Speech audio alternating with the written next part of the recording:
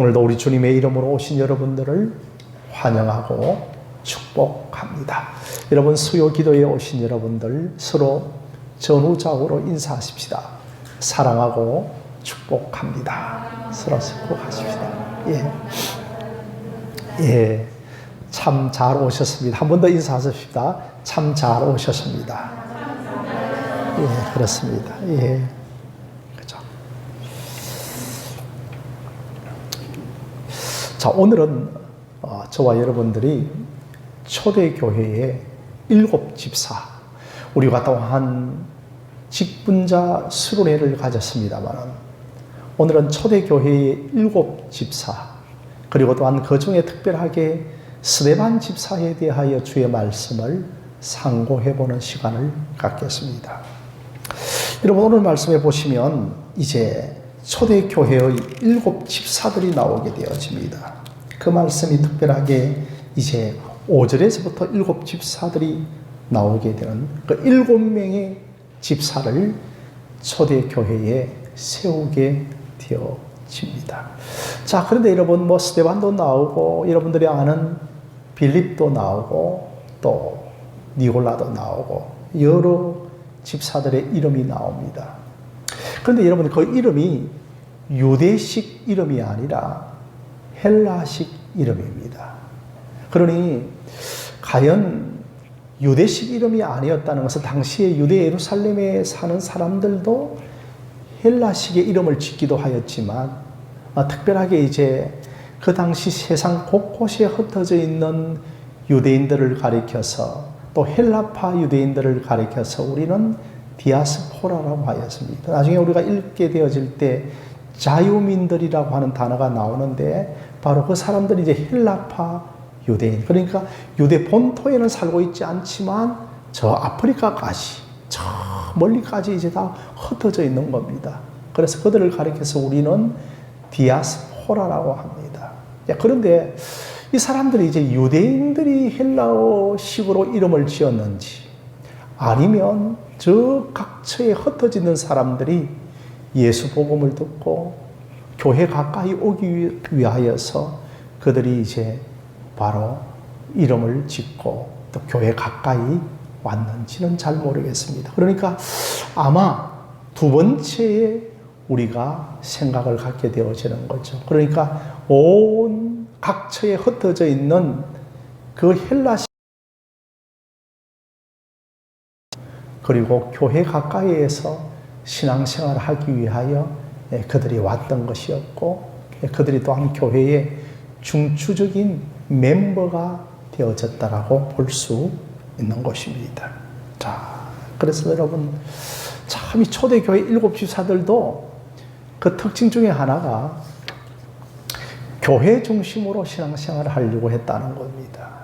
그러니 아마 멀리 살고 있었는데 이사도 하였을 겁니다. 교회 가까이에, 예루살렘 가까이에 신앙생활을 하기 위하여서 그들이 찾아왔던 겁니다. 그러니까 얼마나 교회 중심의 신앙생활이었는가를 여러분들이 알 수가 있겠죠.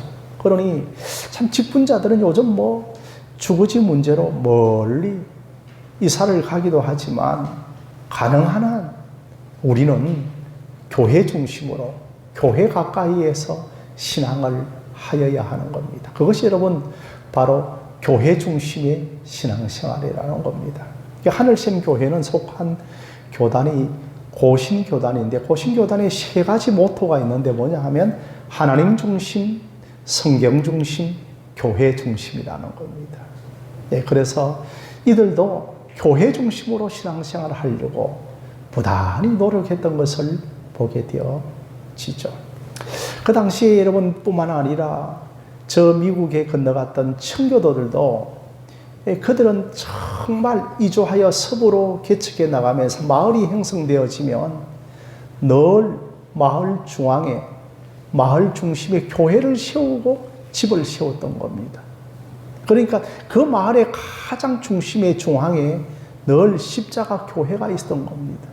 제가 늘 그렇게 생각하는 것 중에 하나는, 요즘은 교회 이름이 행복한 교회, 기쁨의 교회, 형용사를 붙인 교회들도 많지만, 그러나 가장 성경적인 것은 성경에서 다 지역의 이름을 따서 교회 이름을 지었던 겁니다. 에베소 교회, 스무나 교회, 두아디라 교회처럼.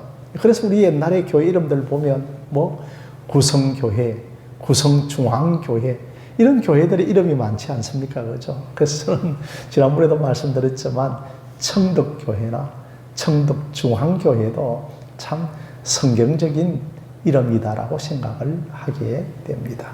아무튼 그들은 멀리 예루살렘에 떠나 있었지만 복음이 이제는 너무너무 좋아서 교회 중심으로 신앙생활하기 위하여 그들이 이제는 예루살렘 가까이 모여들었고 이들이 교회의 7 집사가 되어집니다. 여러분 그 7 집사 중에 여러분들이 아는 이름들이 있죠. 빌립은 어떤 사람입니까? 전도자였습니다. 사마리아까지 복음을 전하고 그리고 또한 에티오피아 내시에게 복음을 전한 대전도자 빌립을 여러분 알 수가 있겠죠. 그 빌립의 전도를 통하여서 그 에티오피아 내시가 복음을 듣고 지금도 에티오피아는 기독교 국가로 알려질 정도로 그 당시의 복음 하나로 인하여 에티오피아 전체가 복음을 받아들이는 놀라운 역사가 일어났던 겁니다. 그리고 여러분 또한 오늘 우리는 스데반 집사에 대하여 주의 말씀을 상고할 것인데 또 여러분 한 사람이 나오겠는데 니골라라고 하는 사람이 나옵니다. 니골라라고 하는 사람은 구체적으로 어떤 사람인지 모르지만 그러나 여러분 요한계시록 2장에서부터 시작되어지는 소아시아의 7 교회 중에 바로 니골라당이 나옵니다. 그러니까 교회 안에 당파를 짓고 그룹을 짓고 분파를 짓고 파벌을 지어서 교회를 대적했던 한 사람이 바로 니골라 당이 아니었는가라고도 생각할 정도로 다 세웠다 하지만 그 속에 사단이 들어가고 재성이 들어가고 또한 자기의 의가 높아짐으로 말미암아 교회를 대적하는 사람들도 있었다는 것을 보게 됩니다. 자, 그런데 오늘 저와 여러분들이 묵상을 하게 되어질 것은 뭐냐 하면 바로 스데반 집사. 여러분들이 잘 아시는 스데반 집사는 초대교회의 첫 순교자가 되어집니다. 평신도 순교자. 얼마나 여러분 아름다운 사역을 그가 감당을 하였는지를 알게 되어집니다. 자, 그런 가운데서 오늘 5절 말씀에 온 무리가 이 말을 기뻐하여 믿음과 성령이 충만한 사람 스데반과 그러니 스데반 집사하면 바로 그 집사의 이름 앞에 김맹자 집사님 하면 김맹자 집사님의 이름 앞에 어떠한 수식어가 붙는가 하면 바로 믿음과 성령이 충만한 스데반 집사. 늘 이러한 수식어가 우리에게 붙어져 있는 것을 보게 됩니다. 8절 말씀도 보시면 은혜와 권능이 충만하여 큰 기사와 표적을 행하였고 이렇게 은혜와 성령이 충만하고 믿음과 성령이 충만한 사람이 어떤 사람이었다고요? 스데반 집사. 오늘 우리 5분의 또 6분의 서리 집사님들이 앉아 계시는데 은혜와 성령이 충만하고 믿음과 성령이 충만한 귀한 집사님들이 되어지기를 주님의 이름으로 부탁드립니다. 자, 이렇게 여러분, 자, 10절 말씀도 보시면 스데반이 지혜와 성령으로 말함을 그들이 능히 당하지 못하며 그러니 얼마나 또 성령과 지혜로 충만하여 그 당시에는 이제 전도도 하고 복음의 말씀도 스데반 집사가 전하였습니다. 그런데 하나님이 주시는 지혜를 가지고 그러니까 내 이성, 내 학식으로 내 경험으로 가르친 것이 아닙니다. 여기서 지혜라고 하는 것은 하나님이 주시는 지혜는 겁니다. 하나님이 주시는 지혜와 성령으로 복음을 전거하니까 뭐라고 그들이 능히 당하지 못하더라고 하는 이 말은 이 스데반의 복음의 전파, 전거, 선포에 대하여서 뭐라고요? 그들이 능히 대적과 변론을 하지 못할 정도로 권세가 있고 논리정연하였고 정말 구속사적인 복음을 이 평시도 집사가 한 번에 다 깨뚫고 있는 것을 보게 되어집니다. 오히려 정말 그들이 당하지 못하니까 백성과 장로와 서기관들을 충종시켜서 이 스데반 집사를 공회 앞에 그렇게 이제 끌어내고 있는 것을 보게 되어지고, 그리고 또한 거짓 정언을 세워서 두 가지의 제목을 가지고 이 스데반을 죽이려고 합니다. 두 가지 제목은 뭐냐면 너가 율법을 어겼다는 겁니다. 그리고 또 한 가지의 제목은 뭐냐면 너가 하나님의 성전을 모독했다는 겁니다. 이게 여러분, 우리 예수님을 십자가에 못 박아 죽일 때 똑같은 제목이라는 겁니다. 여러분, 바로 세상의 죄와 세상과 사단 마귀는 이 두 가지를 가지고 우리를 정말 고소하는 겁니다. 너희들이 율법을 어겼다. 그리고 또한 하나님의 성전을 모독하였다라고 하는 이 두 가지의 죄를 가지고 스데반 집사를 동일하게 고소하고 있는 것을 보게 되어집니다. 여러분, 이것이 걸리게 되어지면 사형입니다. 왜냐하면 그 당시에 유대인들에게 율법을 무시하고 또한 하나님의 성전을 무시하면 참남한 죄로서의 사형을 당하게 되어지는 것. 그것이 바로 우리 예수님께 십자가를 못 박으려고 했던 그들이었고, 스데반 집사를 또한 죽이려고 하는 그들이었는데, 오늘 말씀 여러분 마지막에 보게 되어지면 바로 15절을 보면 그렇게 스데반을 죽이려고 하는데 공회 주에 앉은 사람들이 다 스데반을 주목하여 보니 뭐같이 보였다고요? 그의 얼굴이 천사의 얼굴과 같았더라. 그러니까 여러분, 이방인들입니다. 공회에 모여들었던 수많은 이방인들이 그 스데반을 바라보니까 어떤 얼굴처럼 보였더라고요? 천사의 얼굴처럼 보였더라. 기죽은 얼굴들이 아니고 세상 욕정에 물들인 얼굴도 아니고 혈기방장한 얼굴도 아니고 오직 하나님의 천사의 얼굴과 같이 보였더라고 성경은 우리에게 말씀을 하고 있는 겁니다. 오늘 저는 여러분들 한 10분 정도 이 자리에 참여를 하시게 되어지는데 다 우리 집사님들, 청년들 보면 천사의 얼굴 같습니다. 여러분, 옆 사람의 얼굴을 한번 쳐다보십시오. 자, 우리 또 한번 인사하십시다. 집사님, 천사의 얼굴 같습니다. 시작. 그렇습니다. 천사의 얼굴 같습니다. 그렇죠? 여러분, 왜 천사의 얼굴 같습니까? 제가 여러분에게 말씀드린 것처럼 우리는 발광체가 아니죠. 우리 반사체입니다. 그러니까 우리 스스로는 빛을 내지 못합니다. 천사 얼굴 빛을 우리 스스로는 우리의 이성, 절제, gem량, 도덕, 윤리, 교육, 학식, 어떤 에티켓을 가지고 천사의 얼굴빛이 안 나옵니다. 뭐 그 정도의 교육의 얼굴빛이 나오겠죠. 에티켓의 얼굴빛이 나오겠죠. 그러나 그건 우리가 빛을 내는 겁니다. 그런데 신자는 우리 스스로 결코 발광체가 아니라고 아미 성경에서 미리 결론을 내짓고 있는 것이죠. 모든 사람이 죄를 범하였으며 하나님의 영광에 이르지 못한다는 것. 우리 모두가 죄로 말미암아 전적으로 타락한 인생이기 때문에 우리 안에 발광이 되어지지 않습니다. 어떻게 된다고요? 바로 빛을 받은 반사체라는 겁니다.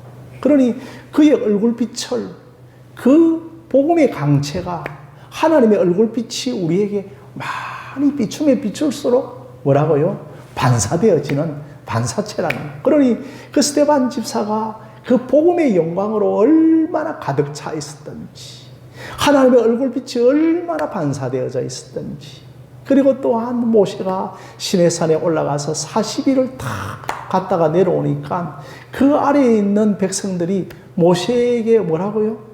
바로 얼굴을 보지 못합니다. 모세 스스로의 얼굴이 나타나는 발광이 아니라 그 40일 동안 하나님의 임재 안에 머물고 있다가 온 그 빛이 얼마나 강력했던지, 빛이 강력했다는 것이 아닙니다. 바로 그 거룩한 빛이 비추는 겁니다. 거룩한 빛이 비추지게 되어지면 내 속에 죄와 죄성이 드러나기 때문에 감히 쳐다볼 수가 없었던 것입니다. 그러니 여러분, 전도서 8장 1절 말씀을 보시면 지혜는 그 사람의 얼굴에 강체가 나게 하나니 그의 얼굴에 사나운 것도 변하느니라. 처음에 여러분 우리 교회에 오실 때에 여러분의 얼굴을 보면 얼굴에 수심이 가득 찹니다. 저분에게는 무슨 염려와 과거의 걱정이 있었던가, 아니면 정말 세상 빛이 가득합니다. 정말 세상의 재리와 세상에 대한 물정과 뭐 세상에 대하여서는 밝은 빛이 가득 찬 사람들도 있고 여러 가지 죄로 가득 찬 사람들도 있는데 뭐라고요? 바로 그 사나운 마음이 지혜가 비춰지게 되어지니까 그 얼굴빛이 바뀌더라는 겁니다. 여러분, 잠언서는 뭡니까? 지혜서라고 하는 거죠. 그죠? 그런데 잠언에서 말하는 지혜가 뭡니까? 세상 지혜가 잠언에서 우리에게 말해주고 있는 건 아니죠. 지혜가 뭡니까? 하나님의 지혜는 뭐죠? 예수 그리스도가 하나님의 지혜인 줄로 믿습니다. 그러니 우리에게 복음이 많이 비치고 예수 그리스도를 알고 사랑하게 되어지면 자연스럽게 내가 숨기려고 해도 부인해도 집사님, 장로님, 권사님 교회 다니시죠? 할렐루야. 얼굴에 천사의 얼굴같이 빛나는 줄로 믿습니다.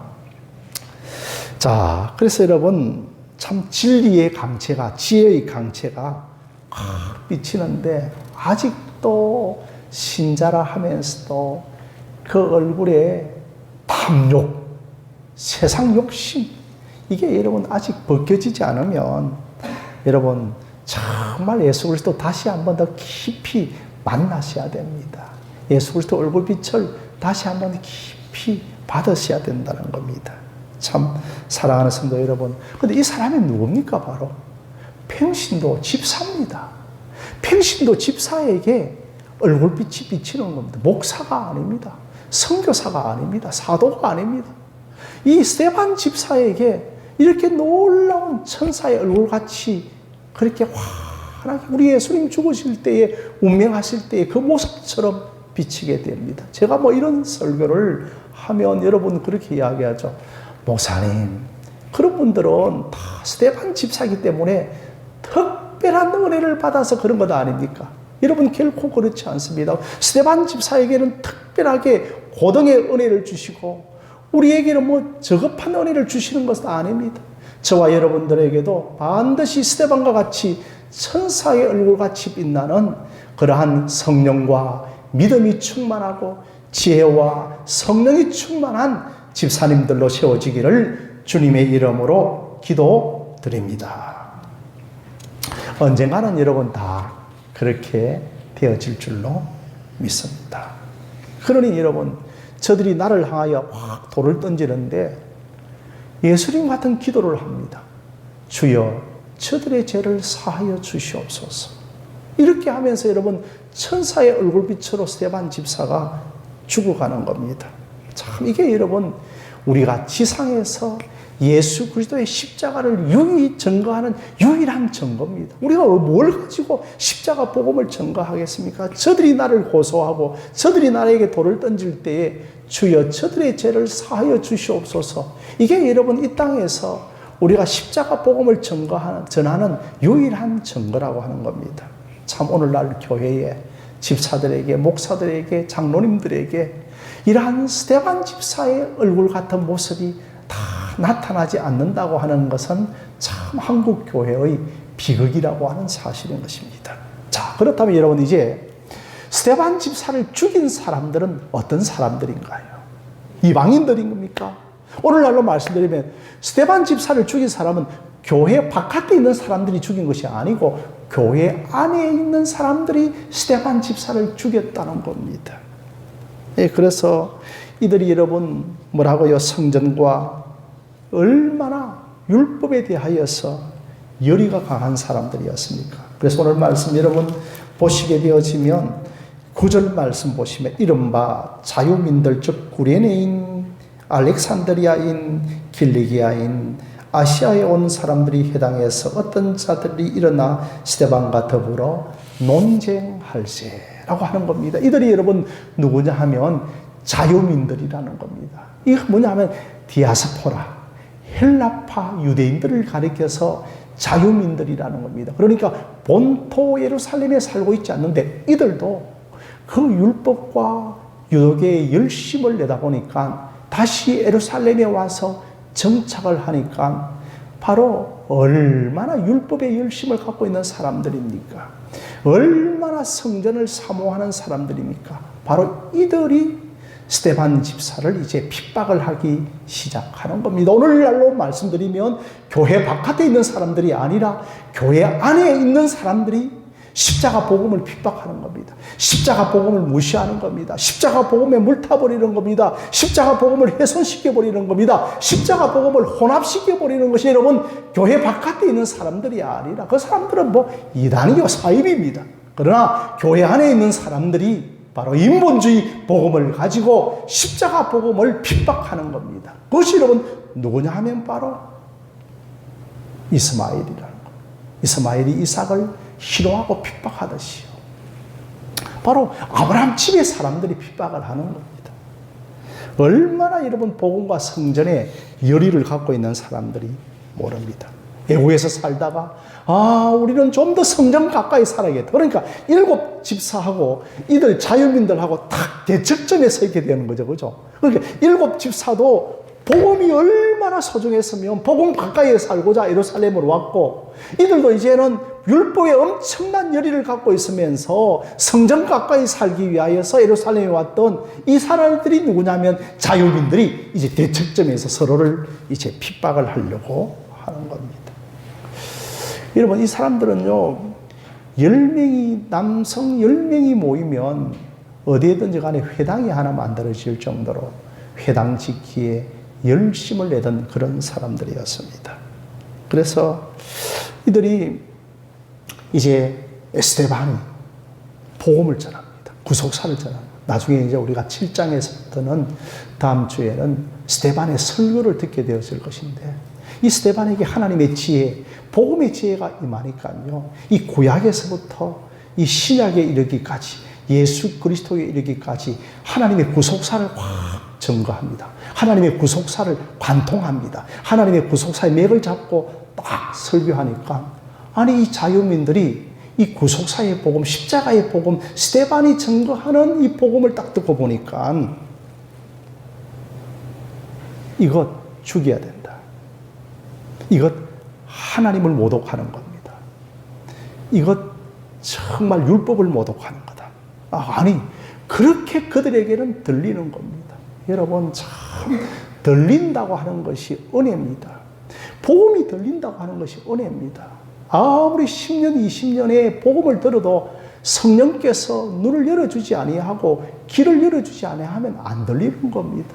그러니까 이들에게 정말 스데반이 그 선명하고 직선적인 하나님의 복음, 그 신구약을 간통하는 십자가의 복음, 구속의 복음을 탁 전해도 그들은 하나님을 거슬린다. 하나님을 모독한다고 하는 겁니다.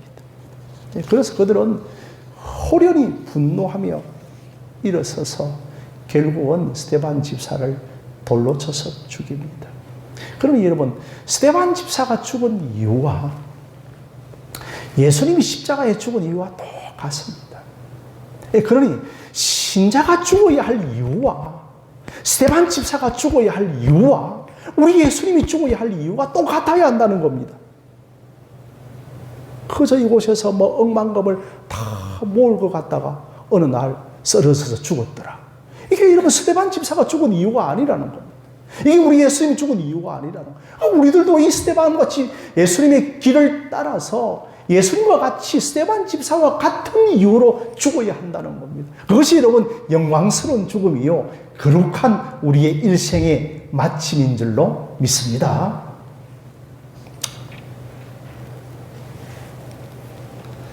자, 이렇게 해서 이제 결론적으로 뭡니까?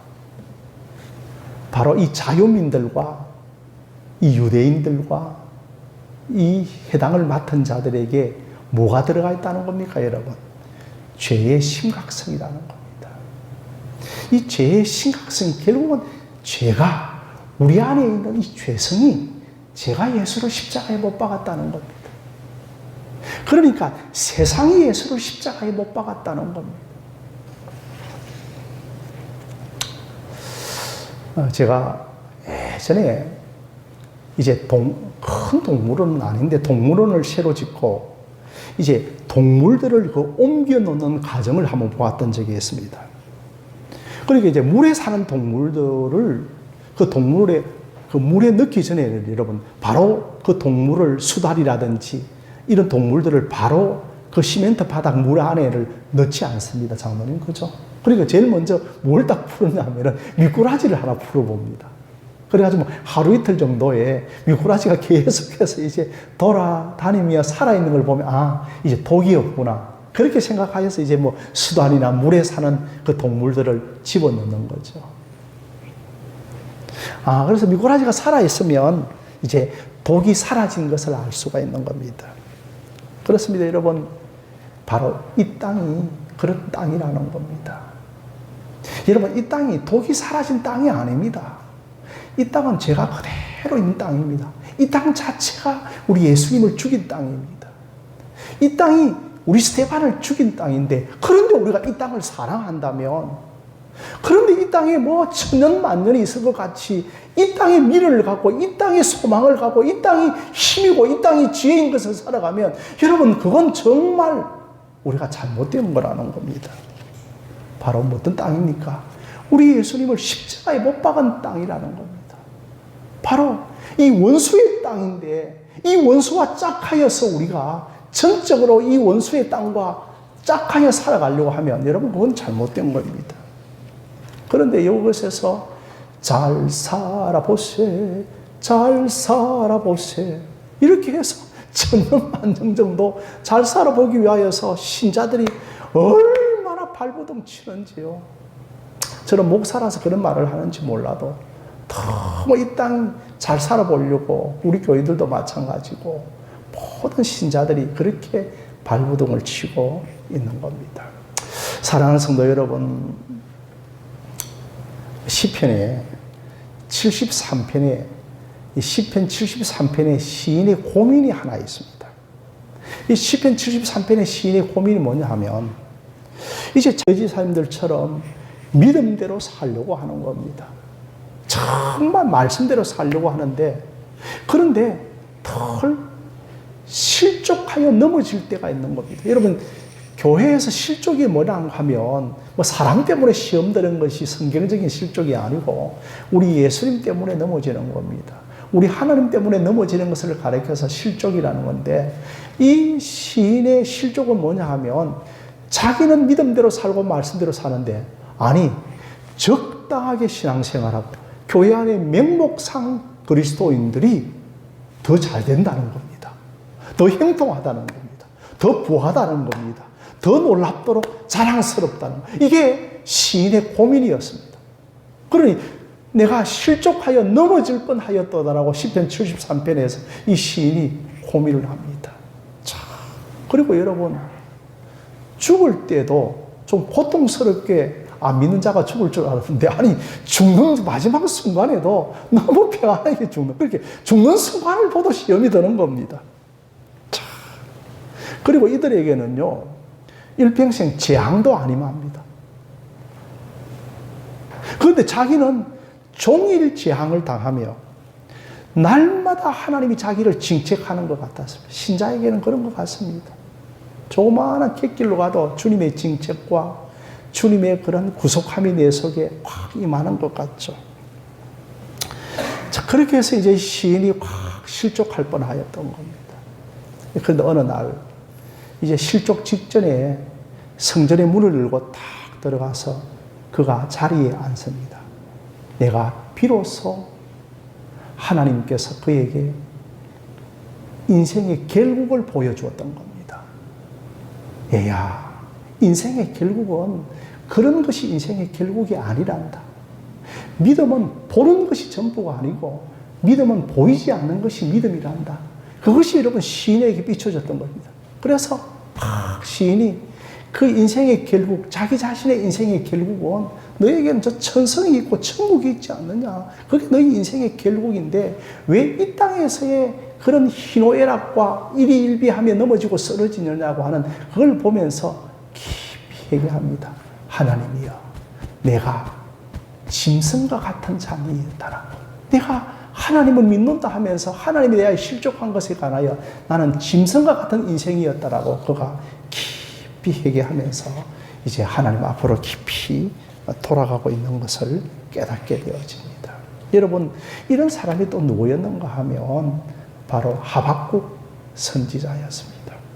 하박국 선지자를 보면 참 안 믿는 자와 적당하게 신앙생활하는 자들이 오히려 소득이 더 풍부한 겁니다. 오히려 그들의 가정에 식물이 더 풍성하고, 그래서 정말 이 하박국 선지자가 이해가 안 됩니다. 오히려 믿음으로 사는 자가 더 좁은 길이고 더 힘들고 더 가정이 어렵습니다. 그래서 내가 하나님과 한번 담판을 짓겠다. 그래서 하박국이 생각하는 담판은 뭐냐 하면 그 성전 꼭대기에 올라가면 하나님과 좀 더 가까워질 거 생각해서 내가 성전의 성벽에 파수하는 곳에 내가 올라가서 주님께 물어보겠다고 하였습니다. 그때 주님께서 뭐라고 말씀하고 있는가 하면 오직 의인은 믿음으로 말미암아 살리라. 할렐루야. 한번 여러분 따라해 보시기 바랍니다. 오직 의인은 믿음으로 말미암아 살리라. 시작. 오직 의인은 믿음으로 말미암아 살리라. 그래서 이제 하박국이 노래하고 시작합니다. 밭에 소출이 없었고 우리의 양이 없고, 그죠? 감람나무에 열매가 없었지라도 나는 여호와로 인하여 여호와 그분 한 분만으로 인하여 기뻐하며 그가 주신 구원으로만 인하여 즐거워하리로다. 할렐루야. 그렇습니다. 우리가 오늘 7 집사를 묵상하였죠. 스데반 집사, 세상적으로 말하면 개같이 죽어갑니다. 살아있는데 돌을 던지는 겁니다. 얼마나 몸이 많이 일그러지고 거의 개차반이 되었겠습니까? 그럼에도 불구하고 그에게 천사의 얼굴같이, 이것이 바로 우리의 이 땅의 신자의 모습이라는 겁니다. 이 땅이 다 전부가 아니라는 겁니다. 오직 의인은 믿음으로 말미암아 살리라고 하는 것. 여러분, 이 땅에 너무 미련을 두지 마십시오. 이 땅이 우리의 전부처럼 올인을 하지 마시고, 우리에게는 보이지 아니하는 저 믿음의 세계가 있고 보이지 아니하는 천국이 있음을 기억하면서 저와 여러분들이 천국을 사모하며, 그리고 또한 바로 그 천사장의 나팔 소리를 기다리면서 우리는 거기에 청각이 열려져서 정말 그 천사장의 나팔 소리가 언제 들려올 것인가, 거기에 생각하면서 이 땅을 지나가는 거류민들이요, 잠시 잠깐 지나가는 세상의 나그네라고 하는 사실을 기억하면서, 이 땅은 어떤 땅이라고요, 집사님들? 우리 예수님을 죽인 땅입니다. 스데반을 죽인 땅입니다. 여러분을 죽일 땅인 것을 기억하면서 여러분, 우리의 머리를 들어 저 천성을 하여 걸어가는 저와 여러분들이 되어지시기를 주님의 이름으로 축원드립니다.